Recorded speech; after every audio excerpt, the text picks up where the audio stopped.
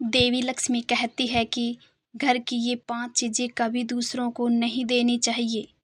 आज हम आपको माँ लक्ष्मी की एक प्राचीन कथा सुनाने जा रहे हैं। इस कथा के माध्यम से आपको पता चलेगा कि एक स्त्री को अपने घर की कौन सी चीज़ दूसरों को नहीं देनी चाहिए। जो भी स्त्री यह चीज़ दूसरों को देती है, माँ लक्ष्मी उसके घर को छोड़कर चली जाती है। इसलिए दोस्तों, आप इस कथा को पूरा ज़रूर सुनें, क्योंकि आधा अधूरा ज्ञान घातक होता है।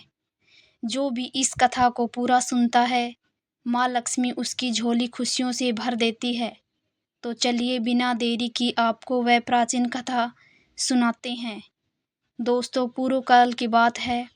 मध्य देश में एक अत्यंत शोभायमान नगरी थी।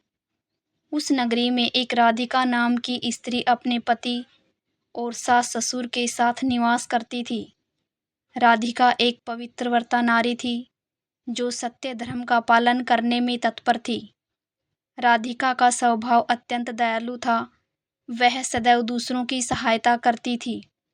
राधिका का पति शुभम एक दुकानदार था, जिसकी अनाज की एक दुकान थी। वह बाजार में लोगों की ज़रूरत की चीज़ बेचा करता था और राधिका अपने पति से बहुत अधिक प्रेम करती थी और उसे ही परमेश्वर मानकर उसकी सेवा करती थी। राधिका नित्य पति से पहले जागती थी, अपने घर का आंगन साफ करती थी, फिर रंगोली बनाकर आंगन की सजावट करती थी। उसके बाद वह अपने घर को स्वच्छ करती थी। फिर स्नान आदि कार्य संपन्न करके वह तुलसी को जल देती थी और देवी देवताओं का पूजन करती थी। इस प्रकार से वह रोज अपने नित्य कर्म करती थी। राधिका ने कभी किसी का अनादर नहीं किया। वह सभी के साथ मधुर वाणी में बातें करती थी।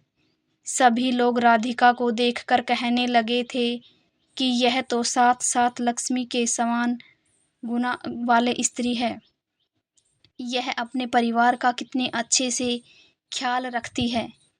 इसके अलावा राधिका दान धर्म करते समय कभी किसी से हाथ पीछे नहीं खींचती थी। उसके द्वार पर जो भी याचक आता, वह उसे दान दिए बिना नहीं भेजती थी। उसके द्वार से कोई खाली हाथ नहीं जाता था। जो भी भूखा उसके द्वार पर आता, वह भरपेट भोजन करके ही लौटता था, जिससे उसके द्वार पर आए हुए सभी याचक अत्यंत प्रसन्न होकर उसे आशीर्वाद देकर लौट जाते थे। इतना ही नहीं, राधिका अपने पड़ोसियों कोई भी सहायता करती थी। उसके पड़ोस में जो भी गरीब और दुखी लोग रहते थे, उन्हें भी वह नित्य भोजन दिया करती थी। पड़ोसियों को जो चीज़ लगती, राधिका बिना विचार किए ही दे दिया करती थी, जिस कारण से राधिका के पड़ोसी भी उसका बहुत अधिक सम्मान करते थे। वे कहते थे, अहो, यह राधिका तो साक्षात देवी है। देवी साक्षात माँ अन्नपूर्णा नहीं, राधिका के रूप में जन्म लिया है। लोग जब भी राधिका की प्रशंसा करते, तो वे सभी उसके विषय में अच्छी बातें ही करते थे। लेकिन लोगों की बातें सुनकर भी राधिका ने कभी घमंड नहीं किया। वह उन सभी को आदर और सम्मान से ही बातें करती थी। फिर एक दिन की बात है, राधिका की एक पड़ोसन उसके घर पर आती है। राधिका उसका स्वागत करती है और बड़े प्रेम से उसे कहती है, हे बहन, हमारे घर में तुम्हारा स्वागत है। आज जिस कारण से तुम्हारा मेरे घर पर आगमन हुआ, यदि कोई वस्तु चाहिए तो मुझसे मांग लो, मैं तुम्हारी अवश्य मदद करूंगी। राधिका की पड़ोसन कहती है, हे राधिका बहन, आज मेरे घर पर बहुत से रिश्तेदार आए हैं। उनके लिए मैं भोजन बनाना चाहती हूँ। इसलिए मैं तुम्हारे पास रोटी बनाने के लिए चकला बेलन और तवा मांगने आई हूँ। यदि तुम कुछ समय के लिए मुझे चकला बेलन और तवा दे देगी तो बड़ी कृपया होगी। मैं काम हो जाने के बाद तुम्हें जल्दी ही लौटा दूंगी। राधिका कहती है, हे बहन, इसमें क्या बड़ी बात है। अभी मुझे चकला बेलन की आवश्यकता नहीं है, इसलिए तुम मेरा चकला बेलन ले जा सकती हो। रुको, मैं अभी तुम्हें लाकर देती हूँ। फिर राधिका रसोई घर में जाती है और रसोई घर से चकला बेलन और तवा लाकर उसे पड़ोसन को दे देती है। तो पड़ोसन कहती है, हे बहन, तुम्हारा बहुत बहुत धन्यवाद। आज तुमने मेरा काम सफल कर दिया। मैं अपने मेहमानों को भोजन कराकर तुम्हारा चकला बेलन जल्दी से लौटा दूंगी। राधिका कहती है, हे बहन, चिंता की कोई बात नहीं है। जब तुम्हारा कार्य पूर्ण हो जाएगा तब तुम मुझे लौटा देना। फिर वह पड़ोसन राधिका का चकला बेलन और तवा लेकर चली जाती है। कुछ समय बाद अन्य एक स्त्री राधिका के घर पर आती है।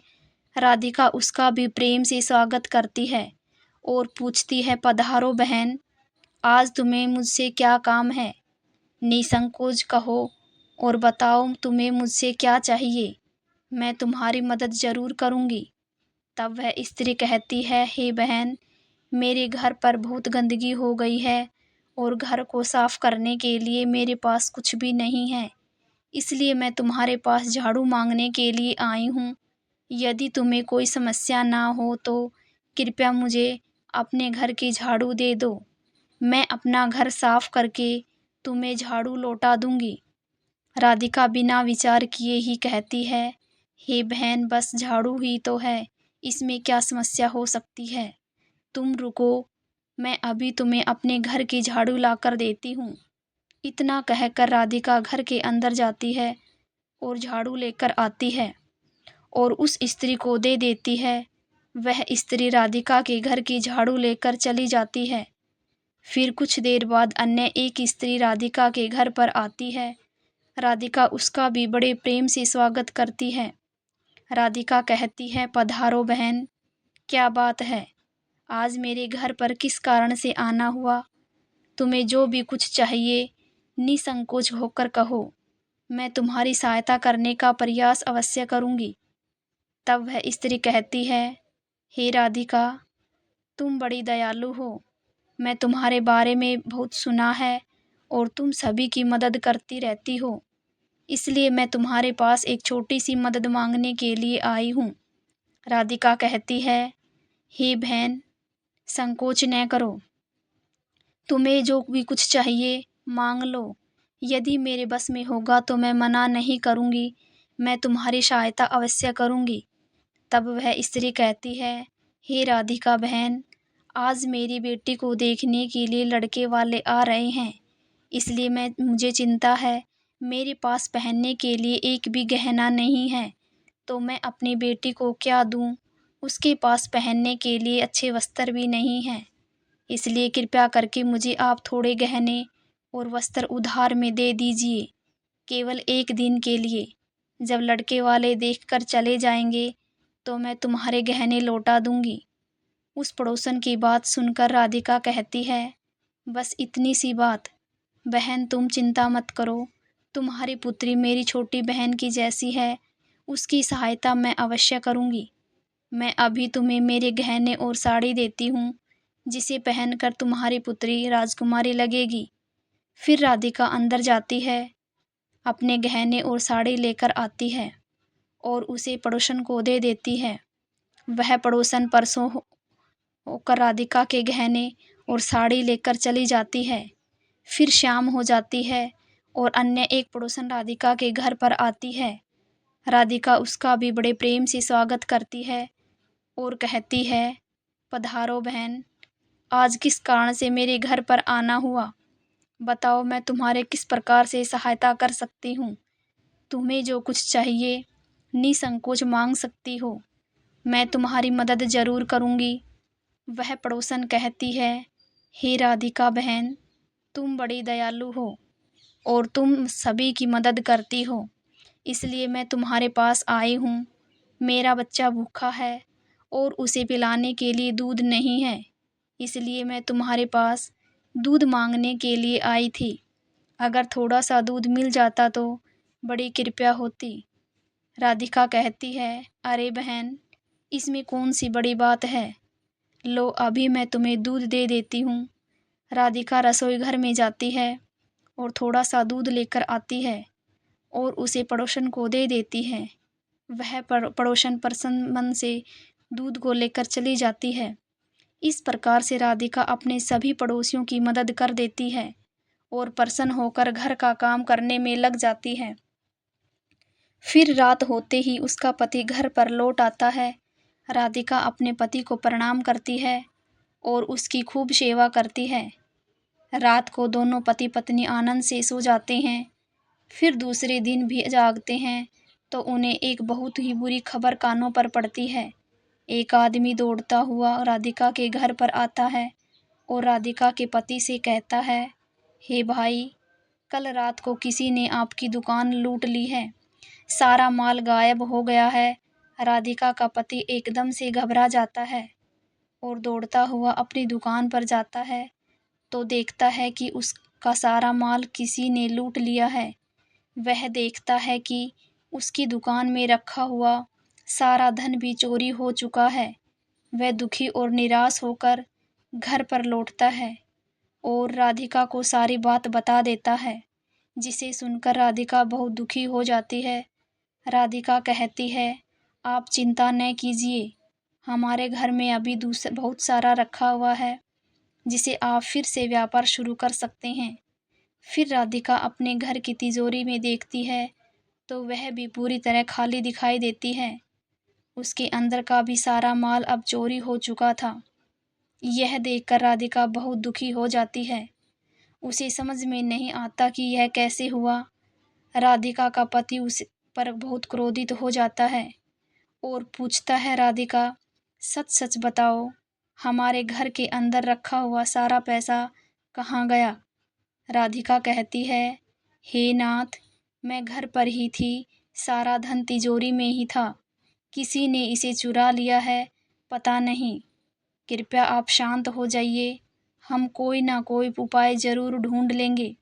राधिका का पति कहता है, यह जो तुम दूसरे लोगों को घर पर बुलाकर खिलाती हो, अनजान लोगों को घर में बुलाती हो, उसी का फल है।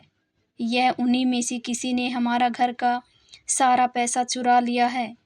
क्रोध में आकर राधिका का पति उसे भला बुरा कहता है। राधिका की सास भी उसे बहुत कोसती है और कहती है, तुम ही इन पड़ोसियों को घर की चीज़ देती रहती हो, बिना सोचे किसी की भी मदद कर देती हो, उन्हीं में से किसी ने सारा पैसा चुरा लिया है। घर के सभी लोग राधिका को भला बुरा कहने लगते हैं। फिर राधिका अपने पति को दिलासा देते हुए कहती है, हे नाथ, मैंने मेरी कुछ गहने हमारी पड़ोसन को दिए हैं, मैं उसके पास से गहने लेकर वापस आती हूँ।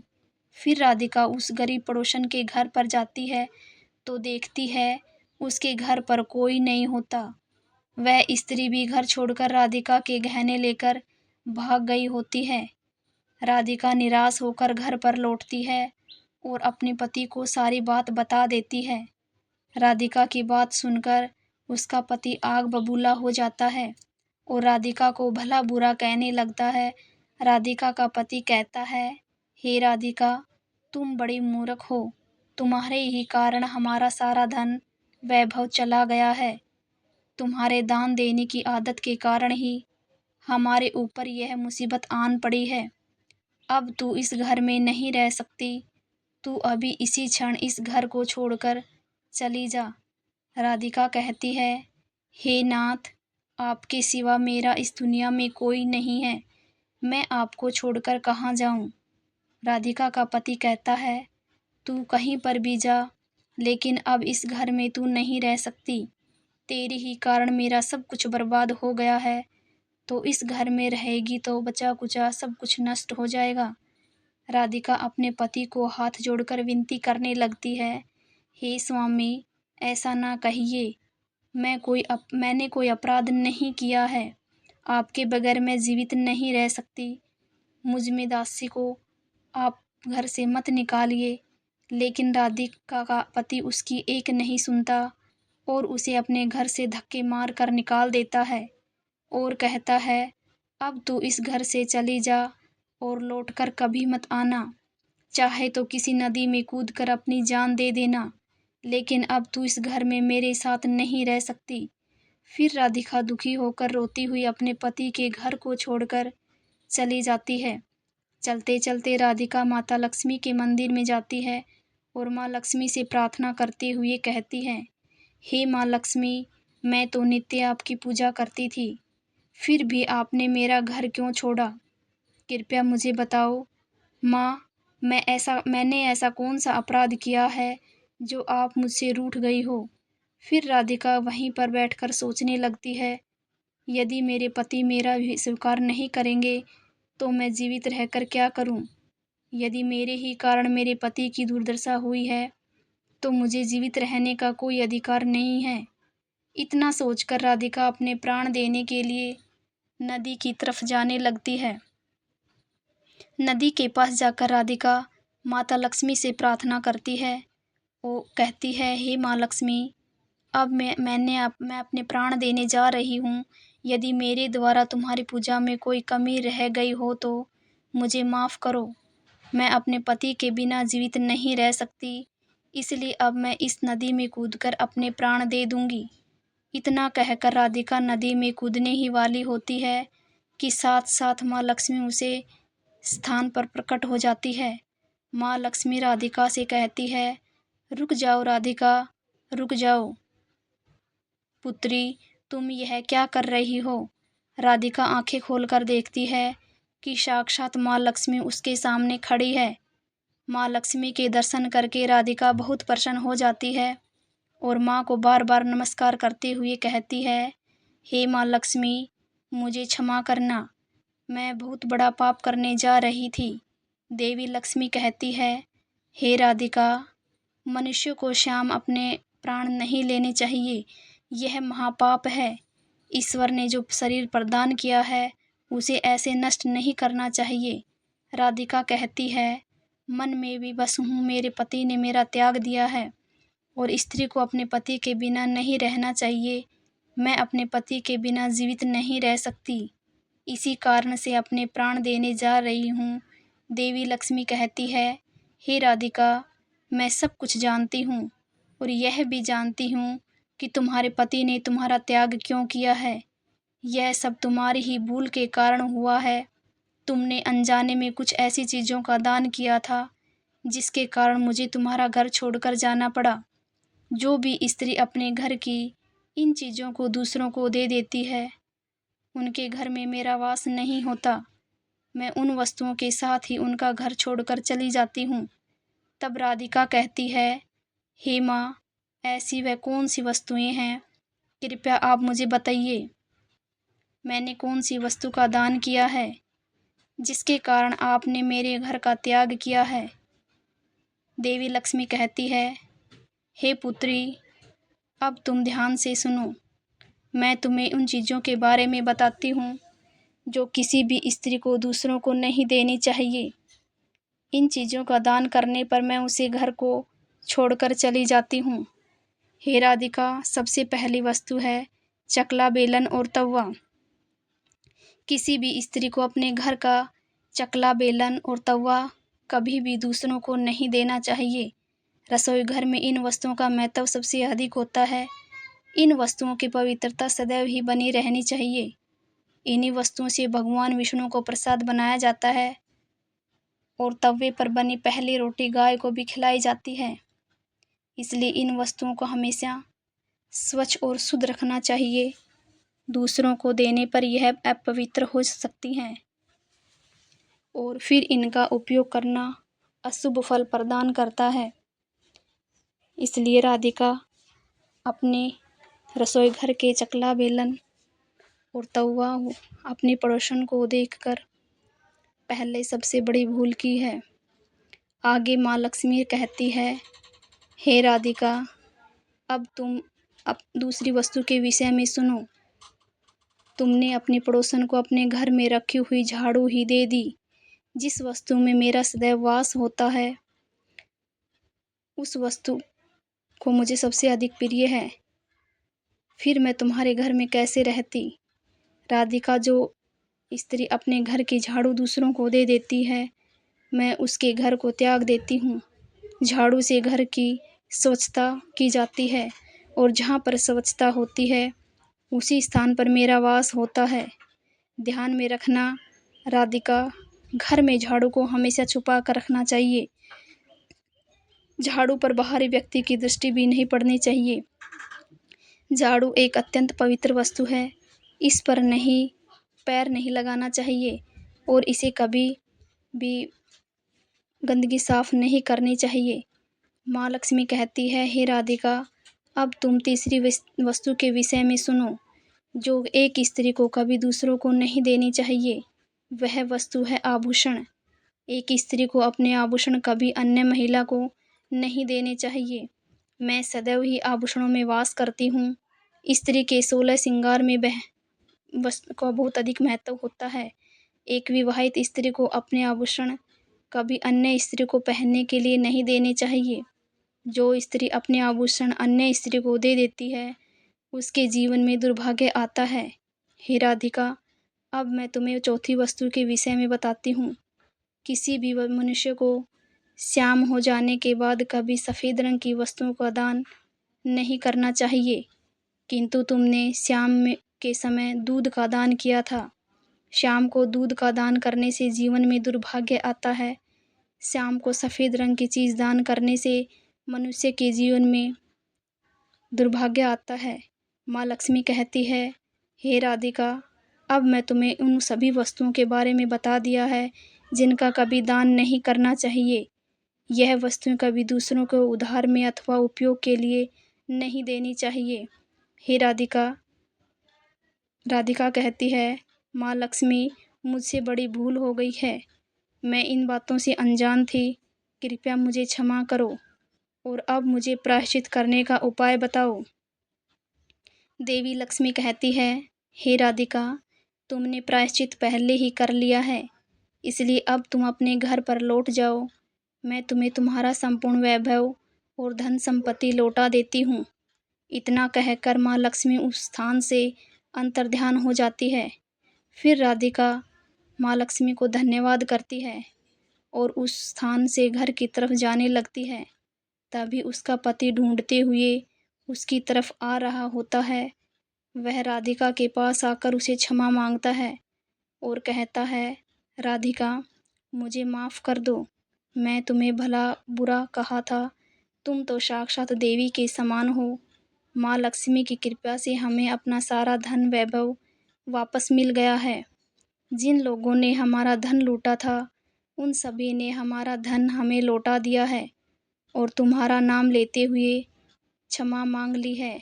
यह सुनकर राधिका बहुत प्रसन्न होती है और अपने पति के साथ घर पर लौट जाती है। माँ लक्ष्मी की कृपा से राधिका के घर में फिर से सुख समृद्धि आती है और उसके बाद से राधिका ने अपने घर की ये 4 चीज़ कभी दूसरों को नहीं दी। दोस्तों, उम्मीद है आपको ये कथा पसंद आई होगी। अगर आपको ये वीडियो पसंद आई है तो चैनल को सब्सक्राइब करें, लाइक करें और वीडियो को ज़्यादा से ज़्यादा शेयर करें और कमेंट में जय माँ लक्ष्मी ज़रूर लिखें। धन्यवाद दोस्तों।